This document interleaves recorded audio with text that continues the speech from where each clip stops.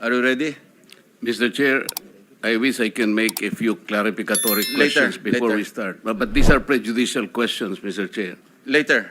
Let's hear first from the principal witness this morning. No, but these are prejudicial questions, Okay, Mr. go Chair. ahead, go ahead, go ahead. Foremost to my mind, Mr. Chair, is the integrity, the impartiality, and the objectivity of the proceedings of this committee. Mr. Chair, you were interviewed on Billionario Channel by Ms. Pinky Webb. Basahin ko po, sabi niya, Senator Ping, para sa inyo, sino ba ang sabihin natin worth it or dapat na ikonsidera na state witness na ipasok man lang dito sa Witness Protection Program? And you responded, at this point between Diskaya and Bryce Hernandez, Mr. Chair, question is, does the chairman has the prerogative or the right to make judgment? No.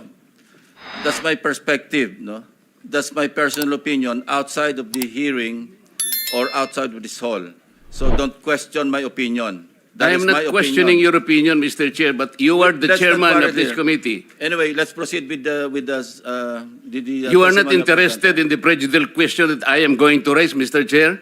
Go ahead, you raise your Kaya nga sinasabi ko sa inyo You're an questioning my investigator, opinion. we are investigating. Away kagad tayo rito.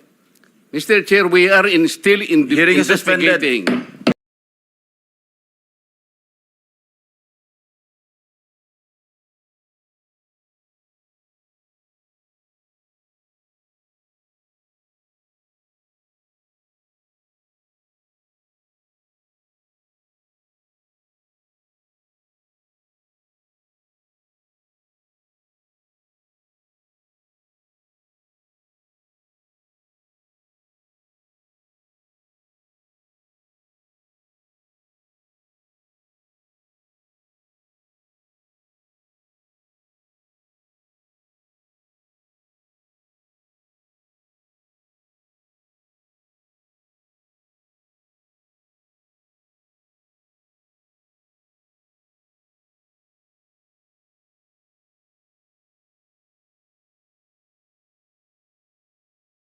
Session is resumed.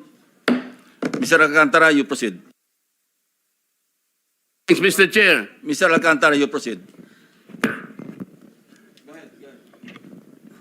I will register my continuing objection, Mr. Chair. I will question the objectivity of these proceedings if you will not allow me raise these points.